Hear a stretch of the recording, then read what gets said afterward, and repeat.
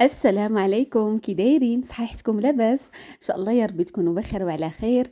اليوم فيديو جديده غادي نشارك معكم فيها روتيني الليلي في البيت وفي المطبخ، الاشياء اللي كنركز عليها، الحويجات اللي كنديرهم قبل ما كنعس باش هكا كنكون مرتاحه اكثر بالنهار.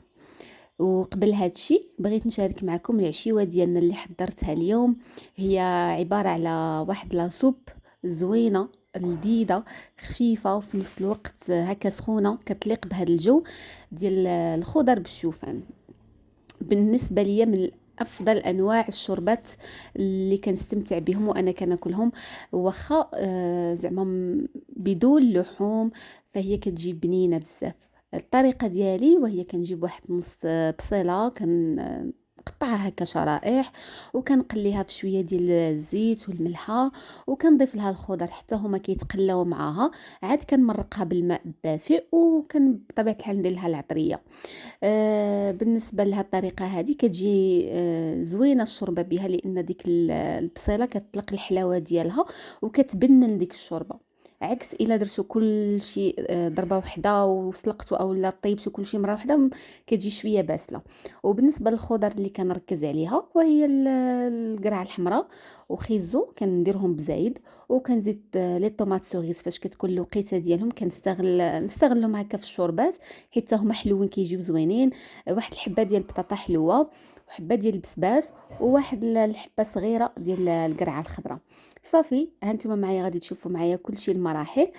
صافي ندير العشاء ديالي طيب نوجدو هو الاول، حيت دائما كنحرص على انه فاش ندخل للدار من العمل ديالي ضروري العشاء هو الاول كنوجدو، حيت اكثر حاجه كنحيروا فيها النهار كله وهو الوجبه ديال العشاء، وشنو نوجدو وشنو غنديروا. ديما كنوجدوا على اتساع هكا باش كنكون مهنيه وخلاص. راه ضروري ما يكون عندنا دائما هكا دوك المكونات اللي كينفعونا في اخر لحظه فاش كنحيروا شنو نديروا للعشاء اولا صافي كيتقضاو لنا الافكار. كنجبدوهم فاش كنمشي نتقدى ديك التقديه ديالي الاسبوعيه ولا ديال 15 يوم. كنجيب داك الشيء ديال الخبز ديال البانيني التاكوس المهم دوك لي فروماج وكاع داك الشيء اللي كيصلح لي ساندويتش وهذا والوجبات السريعه. كنجيبهم كنخليهم هكا عندي في حاله ما الا وقفت عليهم، وصراحه كينفعوا بزاف. ونرجع لاصوب ديالي هنايا راه غادي نسمها بشويه ديال البزار والملحه والعطريه الخاصه بالسمك. بغيت هكا شويه ديال لوغو ديال السمك في الشوربه. ممكن ديروه ممكن تستغناو عليه. بالنسبه للبزار ما كنكثرش بزاف، حيت هاد الشوربه غادي ياكل منها حتى ولدي مازال صغير عنده يلاه عام ونص، ما كنبغيش نكثر العطريه على وده هو. وصافي هادشي اللي كاين. المهم نتوما تنسموا بداكشي اللي بغيتو. بالنسبة للروتين ديالي الليلي والاشغال اللي كنقضيها هكا في المطبخ وفي البيت بعد ما كندخل من الخدمه، شي حاجه بالنسبه ليا اللي مميزه بزاف وكتساعدني بزاف، لانه كيخليني اكثر راحه في النهار، الوقت اللي كنكون في الخدمه ديالي خارج البيت. ولكن ماشي تصوروا بانني كنبقى ساعات وساعات كنشقى في الدار ولا كندير شي اعمال اللي متعبه. ولكن شنو كندير، كنخصص واحد الوقيته ديال 45 دقيقه او ساعه على الاكثر، كندير فيها لا فينيسيون لخدمتي ديال الدار، زعما كنعني بها يعني الاشغال ديال الدار. كنحاول انني نجمع نخفف على راسي، نقص عليا ما امكن، هكا باش ملي كنمشي الصباح للخدمه كنكون مرتاحه. كنخلي الدار نقيه، وفاش نرجع خصني نلقاها نقيه بواحد النسبه بعدا ديال 50 اولا 60%. وهكذا كنكون موفقه اكثر في التوفيق بين العمل والواجبات ديالي كربة بيت. وهذا الشيء اكيد راه كيطلب منا شويه ديال التضحيات، شويه ديال الوقت، وبزاف بزاف ديال الصبر. ولكن الا هكا كنا منظمين وكنا عارفين كيفاش نستغلوا الوقت ديالنا، راه كلشي كيسهل بتوفيق من الله سبحانه وتعالى. من بين الاشغال المنزليه اللي عندي دائما كتدار بالليل وهي الطويان ديال الكسوه، اللي كنكون مصبناها، لان عاده الصباح فاش كنكون خارجه نخدم كندير لا ماشينه لافي كدور. هادشي الا ما درتهاش بالليل على حسب الوقت كنديرها كدور. فاش كنرجع كنشر الكسوه، الا كانت نشفات لي في نفس النهار راه بالليل كنطويها نرجع كل حاجه لبلاصتها، سينو كتبقى لي حتى لغد ليه. المهم هو انني ما نخليش تصبينه على تصبينه كتراكم، لان هاد القضيه هادي انا كضرني في راسي. الطويان ديال الكسوة شي حاجة بعدا أنا عندي ماشي محببة بزاف، لذلك كنحرص على أنه اون فوا كنحيد الكسوة صافي كنطويها نرجعها لبلاصتها. سينو الا بقات لي حتى الويكاند راه على الأقل كيكونوا عندي 2 أولا 3 ديال التصبينات في السيمانة. هنا راه رجعت لاصوب، طحنتها ودرت لها الشوفان هكا باش كيتقلها. بالنسبة للشوفان كنستعمل داك اللي متوسط، ماشي داك الرقيق بزاف كيجي ما كيجيش زوين، وداك الغليظ بزاف حتى هو كيجي هكا قاصح شويه في الشوربات. كنستعمل داك اللي متوسط راه كيجي هائل. وصافي ها هي العشيوه ديالي واجده. انا قلبت لكم الكاميرا باش تشوفوا اللون ديال لاصوب، هو هذا اللون ديالها. كتجي هكا اللون ديالها زوين وحتى المذاق ديالها زوين، صحيه وفيها كاع العناصر صحيين وكيحماقوا عليها الوليدات. امور مسالينا العشاء ديالنا كل واحد مشى شد بلاصتو. نط انا للكوزينه ديالي باش ندير لا فينيسيون الاعمال ديالي. دائما كنحرص على البوطه تبات نقيه، اول حاجه كنبدا بها وهي البوطه، ما كنعكسش عليها، كنحاول ديما نخليها نقيه قبل ما ننعس، باش هكا فاش نفيق الصباح ندير الفطور ديالي نشوفها هكا نقيه. لا الحمد لله راه اليوم كلشي متوفر، البرودويات متوفرين اللي يساعدونا لي ديغريسون، كاين اشكال وانواع. دائما نظفوا البوطه ديالكم، ما تعكزوش عليها، شحال ما تراكموا عليها الاوساخ شحال ما ضاعت لكم كتحرق داك الوسخ. راه كيف ما كتشوفوا عندي واحد البليصه كنت واحد المره استهنت بها خليتها، فاش كيتحرق داك الوسخ كيخلي داك لاطراس ديالو كحله. ولكن فاش هكا كتحرصوا على انكم كل مره تنظفوها من بعد ما كتساليو الطياب ديالكم تبقى لكم ديما جديده وديما نقيه وما تجمع لكمش هكا الدهون. وصافي من بعد ما ساليت سديتها بديك الزاجه ديالها باش هكا ما تبقاليش الريحه ديال الغاز في المطبخ. واكيد المسيح ديال المعينات اللي كلينا فيهم وطيبنا فيهم. دائما عندي شي حاجه اللي روتينيه بالليل، كنمسحهم كاملين، كنجمع الشبكه ديال الماعن وكنخليها كسطح العمل فارغ من الاواني.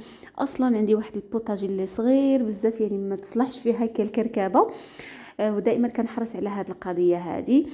عرفتوا المعينات واخا كيكونوا نقيين فوق البوطاجي كيعطيوك احساس بان المطبخ مكركب، ولكن فاش كيكونوا مجموعين والشبيكه كتكون مجموعه كتحسي بان كل شيء راه منظم وكل شيء نقي.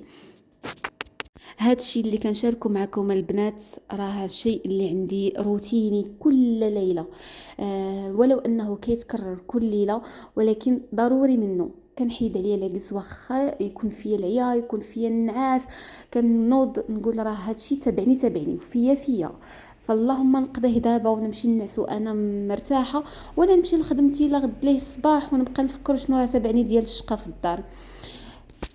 وصافي هنايا فاش ساليت التجميع ديال المعينات غادي ندوز للحوض حتى هو غادي ندير له واحد تنظيف هكا بجافيل. جافيل ما كان ما احسن منه، كيعطيك داك الاحساس بالنقاوه وبان كلشي عندك معقم. صافي هادشي اللي كاينه البنات. بالنسبه للبوطاجي غادي نجمعوا هذيك الشيفونه ديال البوطاجي حتى هي كنبيتها كل ليله في جافيل، وكنوض الصباح كندوز عليها كواحد التشليله خفيفه. ومر ما ساليت التنظيف ديال البوطاجي وجمعت عليا الروينه ديال الكوزينه غادي ندوز باش غادي ندوز واحد التجفيفه اولا غير تشطيبه، ما غاديش ندوز جفاف للدار حيت راه عندي نقيه. فاش جيت راه كنت هكا جففت الدار. صافي في الليل غير كنشطب كنحيد الوسخ خاصه من هاد الجهه هذه كنتعشاو هنايا في هاد صالا مونجي. هكا نشطب الدار نشطب الكوزينه. وصافي في الصباح الا بقى لي شي وقت في الصباح قبل ما نمشي للخدمه راه كندوز جفاف، سينو كيبقى لي حتى كنرجع من الخدمه. المهم بعدا كنحيد عليا الغبره كنحيد عليا الوسخ من الارض.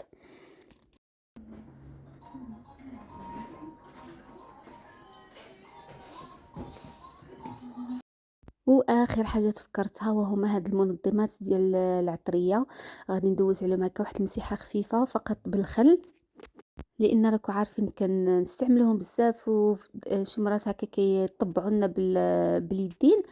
دونك كنخليهم هكا نقيين. والتنظيف ديالهم العميق مره في 15 يوم كنخويهم نغسلهم ونشفهم ونرجع نعمرهم. صافي هادشي اللي كاين. غادي نسالي لهم المسيح ديالهم ونرجعهم لبلاصتهم.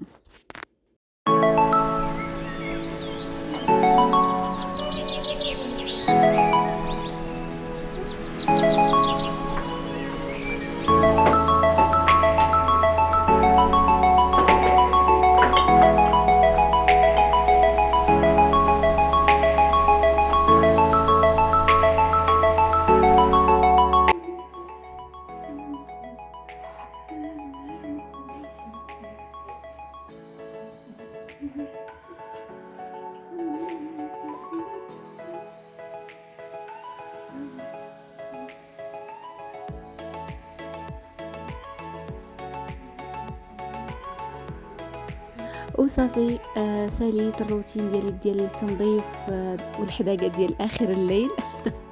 ها هي الكوزينة كنخليها كتشعل نقية، ريحتها زوينة، ما بقى لي إلا نمشي ندير الروتين ديالي الشخصي للعناية بالبشرة وهذا، ونمشي نعس نرتاح. نتمنى أنكم تكونوا استمتعتوا معايا في هذا الفيديو، وتكون نالت الإعجاب ديالكم، وتكون عجبتكم لا روتين ديال هاد الفيديو هادي. ما بقى لي إلا نشكركم على المشاهدة ديالكم والتتبع. ما تنساوش أنكم ديروا لي لايك لي فيديو وتخليو لي كومونتير هكا، راه كنقراهم كاملين. شكرا وتصبحوا على خير، والى اللقاء في فيديو اخرى ان شاء الله.